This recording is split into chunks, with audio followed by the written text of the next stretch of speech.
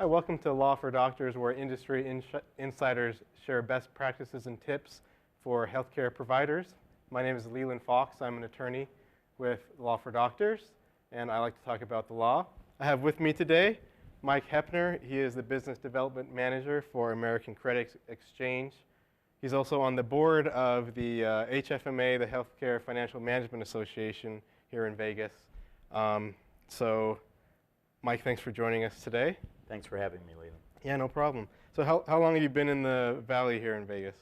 I moved here about 3 years ago. Okay. And came from the Midwest, and just love it. It's beautiful weather and great people. Yeah. And how long have you been in the healthcare industry? Well, I actually started from the marketing side for several different doctors about 25 years ago, and that was out in the Midwest region. When I came here, I started getting more involved in the revenue cycle side and collections and healthcare specifically. So I've been doing that about 3 years. Okay. And today we wanted to talk about some of the common mistakes that healthcare providers make when it comes to collections, and also some of the best practices. So when you need to collect, which obviously you want to do, you'll be doing it the way that's the most beneficial for your business. So Mike, why don't you take it away and share with us some of the mistakes that people make? Well, I think, Leland, there's a few things that are pretty common that we've found amongst our clients when we sit down and talk with them. I think one of the things is I've seen a lot of old school tactics still being done, unfortunately. And with the way healthcare is going and all the changes, a lot of these practices are being held to really being as kind and as gentle as they can, giving better care, more for fee for the quality than for the amount of people that they're seeing. And whether people agree with the philosophy or not, I think most of us want at least quality health care. Well, the last impression people have is when the bill's being collected. And if you're still using old school tactics where you're, being mean to people or trying to, threaten bully them. Yeah, bullying them, right. It's not a good way to go. So I do see that there are some of the clients that we have now that used to have those type of agencies that realized PR was very important to them. So they look, and I would recommend to them that, you want to look for somebody that has your best interest for your image as far as your practice, your hospital, and the way you want to be viewed in the community. The other thing is integrity, and a lot of times what I have found is people will say one thing and they'll do another. So we usually see that actions that have been taken by the practices, the agencies rather, that they hire. What happens is their expectations sometimes are a little bit higher than what they should be. So what we recommend is make sure that you're not making the mistake of expecting more dollars than you think you could get coming in, because a lot of that is important as what your payers are paying you and everything else. It's part of the whole mix. And these days, because it is so much more of a challenge, getting the money coming in the door, you want every aspect to make sure that it's covered to the best of your ability, and especially the third-party vendors that you may use, like in my case, if it's collections. The third thing is collection fees. We have found that there's a lot of people out there that don't realize there's a couple different ones on how you would pay to have somebody do the collections. Some where you would give them accounts and you would pay them per account up front, and the other would be a contingency fee, which obviously, as attorney in many cases there would be some, maybe there might be some fees that you work that way. Right. For us, what we find is that if you pay for the accounts up front, we think that's more of a mistake. It doesn't make it wrong, it's just the fact that most people we have asked, do you think that an agency would work harder for you if you would actually have them be on a contingency fee? In other words, they've got to make the expense of sending letters out, the desk cost to have those collectors, so they're behind the 8 ball before they even start to collect. Do you think they'll work harder for you or somebody that's already been paid for the account? So a lot of times you have to balance that as to which is best, but we find contingency fee is the best in the interest of the provider. Also, there's is there like a dollar threshold where you say contingency makes sense, or fee account make sense, or how do you decide which ones? That's a good question, and it depends on the amount of counts that you have on a monthly basis that are coming in. Also, the average balance. I would say to try to get an agency to collect anything under 50 or 60, maybe $100 balance, you might want to consider that, but anything over and above that, you probably would want to think more contingency fee. The reason being is that an agency, by the time they have a certain amount of cost with the letters going out and desk cost, they oftentimes won't even focus on anything with too small of a balance. But it does depend on your overall mix, and the reason for that is because if you're going to give an agency, hundreds of millions of dollars in debt, they may be able to justify that. Well, now that question might be, you could go down to an average balance of maybe $60 or $70, and it would just depend. There's no real set rule on that, though. It's a good question. All right. And then when you're looking at those, is that something that you'll look at and tell them like what you think is the best mix based on their accounts? Yeah, what I would recommend is to actually take and sit down with the agencies that you're looking at and fill out some sort of a questionnaire that covers your average balance, how many accounts they are they self-pay, or are they balance after insurance, and what is that percentage of mix? And there's a lot of other questions that would be important too. Do you want it reported to the credit bureau? Not ever, only in certain circumstances. Do you want to set up a settlement authority? It's one of the best practices that I think we'll talk about as to the agency already has that agreement ahead of time where they know that, hey, if we can get the bill paid up front, we can take 20% off the bill. So that's one of the things that you want to look at as a possibility as well. Right. So what are some of the other mistakes people make? Oh, there's lots, but I'll try to keep it to the ones I feel are probably most important. Sure. Make sure that if you're comparing agencies and you want to track them, that you're looking at their reports and that they are making those reports accessible. There's a huge word in healthcare. I know you know this well, especially as a law firm that cares about healthcare, and that is transparency. And so, what we'll do is we allow that access online 24/7. Make sure you're with an agency that does that so that you're not waiting on their reports or you're not sure if they, tweak the numbers to make them look better. It's something you can see and is true. That way, you're not wondering, their performance level of what's happening. But also, transparency comes in where, let's say you've got a patient calling you and they're complaining and they're going, I can't believe these guys and the way they're treating me. You want to make sure your agency has a way to get that phone call to you. We'll email an HD quality phone call to our clients. Make sure your agency's doing that and that they're transparent with you. They want you to hear those calls because they're proud of how they treat your patients. These days it's hard enough to get a patient and stay with them and make them, a patient that keeps wanting to come back to you.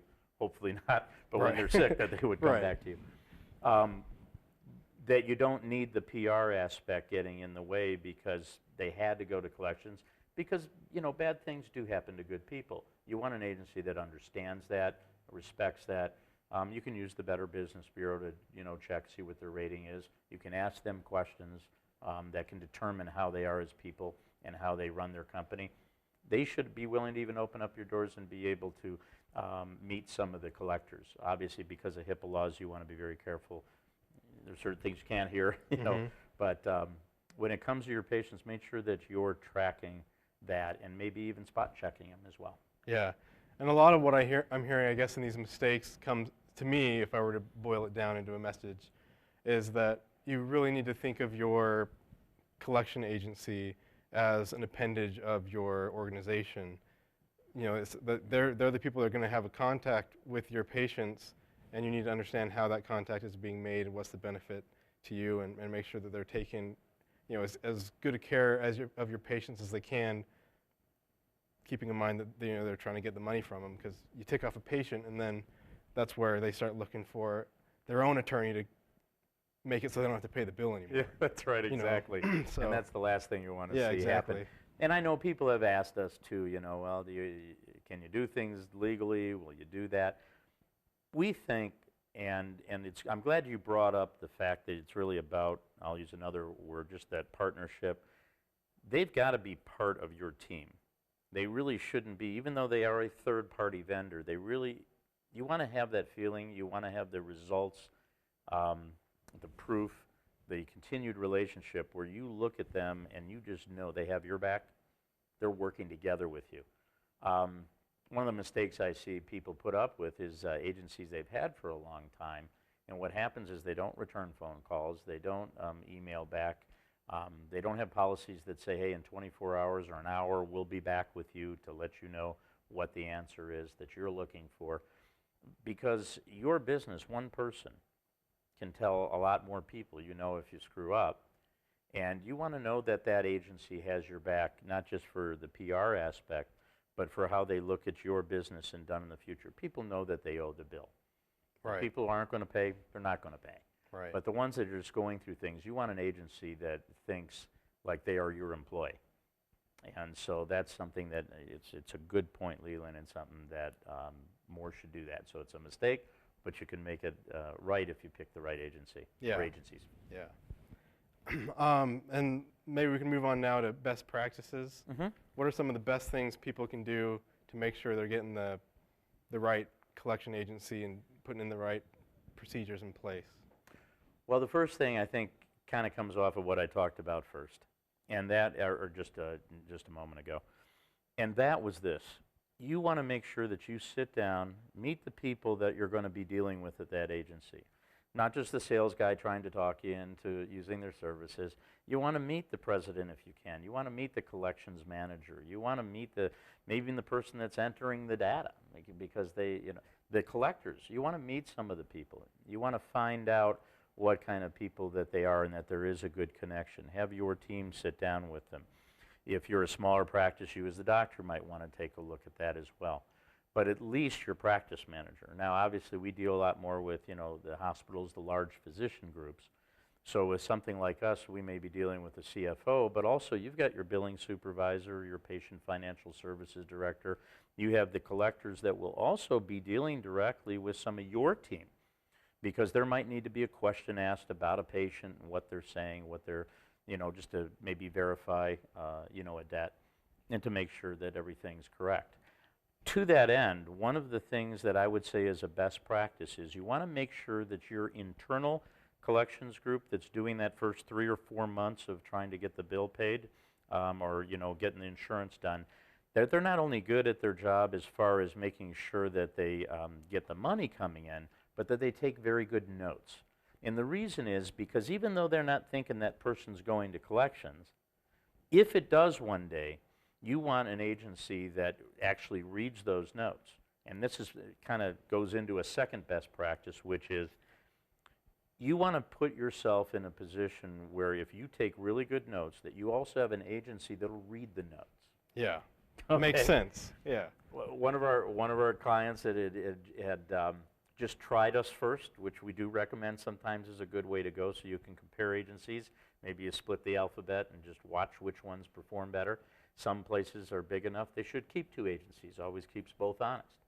But what I have found is the fact that if you've got an agency that's saying, say they've got that consumer on the phone, and they're about to try to get something done, if they have read those notes and been diligent of understanding where it came from, they can add more credibility, more about the debt itself, more care for that individual, because you got to remember the medical bills, they're on the bottom of the pile. Our goal is we got to get them to the top of the pile and then get them to pay them. Mm-hmm. So if we know more of the history of what that person's been through, it makes it more of a warmer call. And as a result of that, you're going to get them to open up more. You're going to see an opportunity on how you can get the money coming in the door. So you want to work with an agency that understands and will read the notes, but the best practice for the provider itself, make sure they're taking They have the notes, yeah. Right. You got to have the notes to begin with. The second thing would be to organize your data. And this is something that we've seen a lot of challenges with a lot of different practices. And the bigger it gets, the more involved it gets. What we have found is that if you organize the data in such a way that you're actually sending to your agency down to the invoice level, that allows an ability to create reports almost from any means whatsoever to give you trends and see what the best way is and what you should or shouldn't send to collections, when you should send it to collection, what kind of agency you're looking for, what kind of trends work in your particular practice or your hospital or your area of the country that you're in. We have found things vary in the 42 states that we collect in. We found that there's a difference. I'll give you an obvious one. North Dakota, lowest unemployment rate in the country. It's pretty easy to collect out there because most people are working. Right. If we picked another area, we could pick Vegas. Unfortunately. We could pick that. But, you know, we do very well here because, you know, not just because this is where we're based, but we also do well in other areas because we understand the demographic. We understand who we're talking to. But it will help you if you're reporting that when you're listening to an agency saying, yeah, this is about all we'll get in this area, this is what we'll get in this area, it will vary, so you need to understand that. But you need to have an agency that knows that and knows how to talk with people like that. So best practice would be this. Make sure you organize your data, give it to them down to the invoice level. The other reason for that, and it's very important, we tend to get a lot of compliments that we don't bother their back office at all, or just very minimally.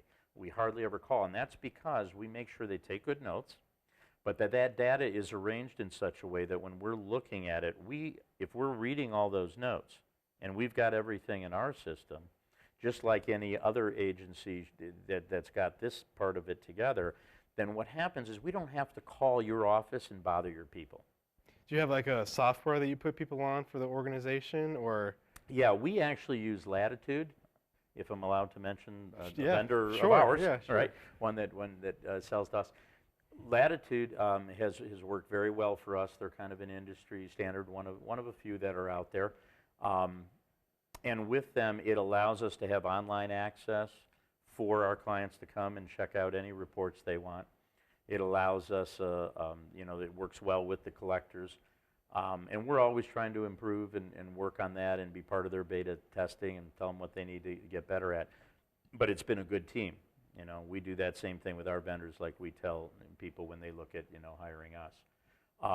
But what I would recommend is that you just want to make sure that when they're reading, that when you're talking to an agency, that you just tell them that you need to make sure that you're not calling us all the time. We're sending this off to collections. We don't need to get bugged. And I've heard a lot of people say, and that's why they're not reading the notes, they're not taking their time, or they're lazy. So you want to find an agency that's really on their game.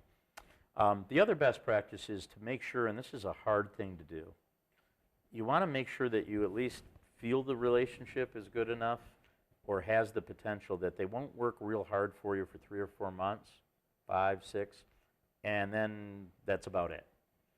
I can't tell you how many clients that we've gotten that I had one guy, he was a CEO, CFO team. They were buying hospitals, and they had a marketing guy, so it was like 3 of them in this team. And they came to us, they said, you know, we've been the new CEO and CFO of this hospital for 6 months, and the agency has not called us one time to say welcome. No flowers, no, can we do anything different for you? You know, and I mean, there is that kind of thing where the relationship needs to be that where you can trust, you know, and now that person, you know, is coming to us in every hospital they're buying, they're calling. Right. Hey, we'd like to talk to you about, you know, this in Georgia and this, you know, wherever.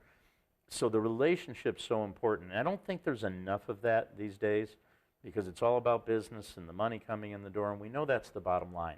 But if you can't reach out to somebody when changes happen or you've got a difficult thing to talk to them about, that they won't open their doors and talk to you and be honest with you. The other best practice is to make sure that the contract that you sign with them is not something that's a year or 2 long. And the reason I say that is, and I hope this doesn't mess up anything the way Faux sets up their contracts, this is just for us. Yeah, that's fine. Okay. You can say anything you want. Can I say anything you want? Okay, I'm cool. Good. But the thing is, it's like 30 days, they can get out of the contract with us.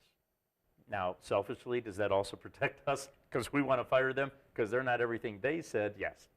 And knock on wood, at least we've only had to fire a couple customers, not had to be let go ever. But you don't want to be locked into a relationship that didn't turn out like you thought. The second thing is, please don't make the mistake of being with an agency that actually charges to send accounts back to you. They're your accounts. You want to be with an agency that doesn't hold your accounts hostage.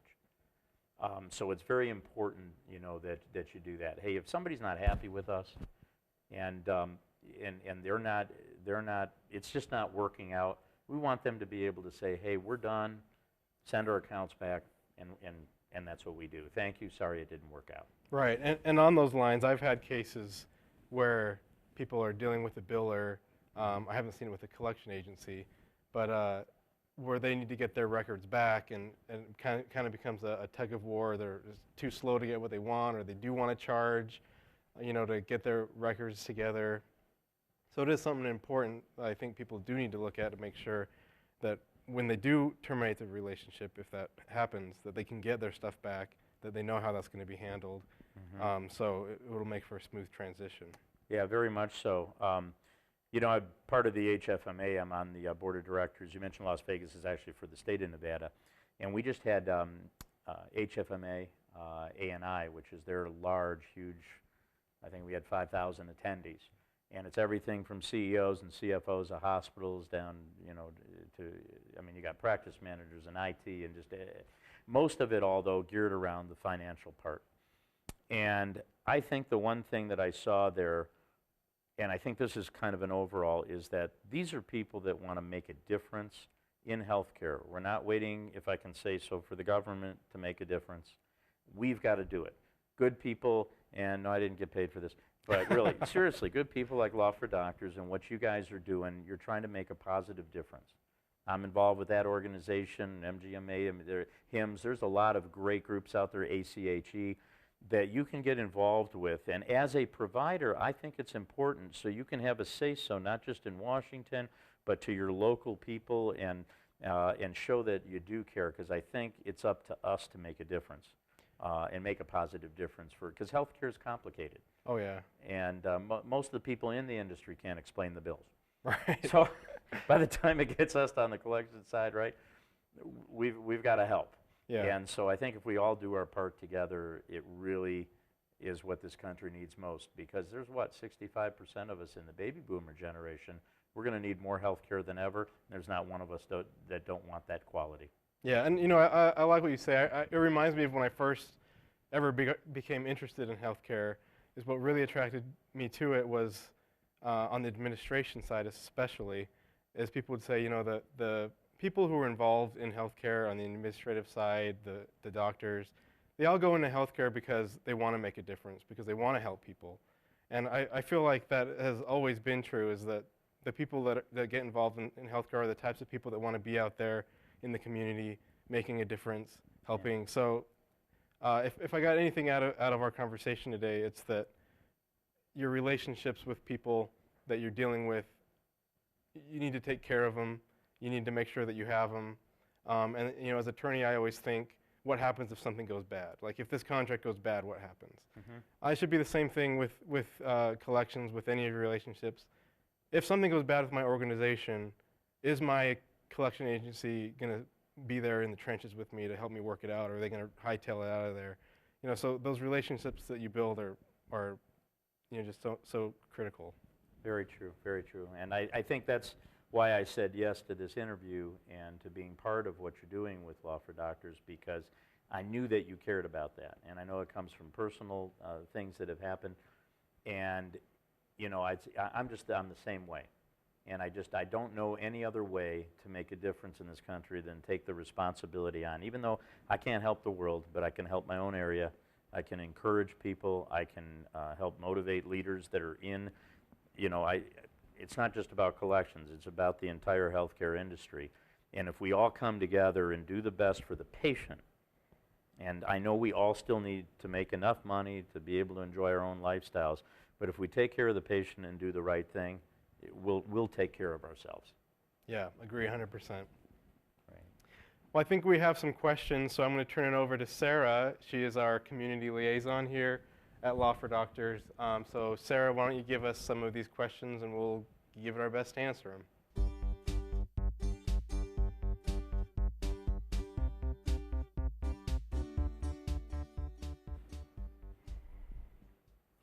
remember to ask us all the questions that you have at showalawfordoctors.net or through our Twitter at lawfordocs.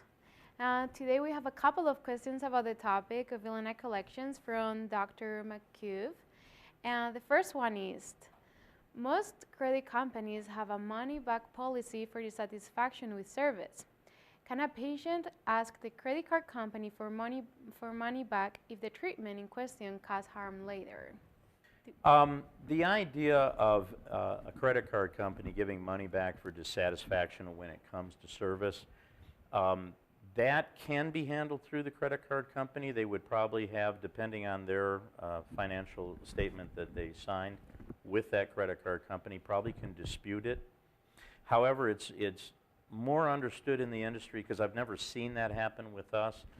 What I have seen, though, is that they will usually call the doctor to find out what's going on, or if it has gone to collections by that time, then that may be a time that we would have to call the doctor or speak with their staff to find out exactly what the dispute's about. Because obviously, again, we want to do right by the patient, and if we do that and find out what's going on, there may be some people who are just chronically just saying, I don't want to pay the bill. And there's other people that might have something very important to say that it's you know, maybe they were double billed. Maybe something happened that was wrong. And there's nobody there from the provider side to the collection agency side that would not want to make sure that's made right.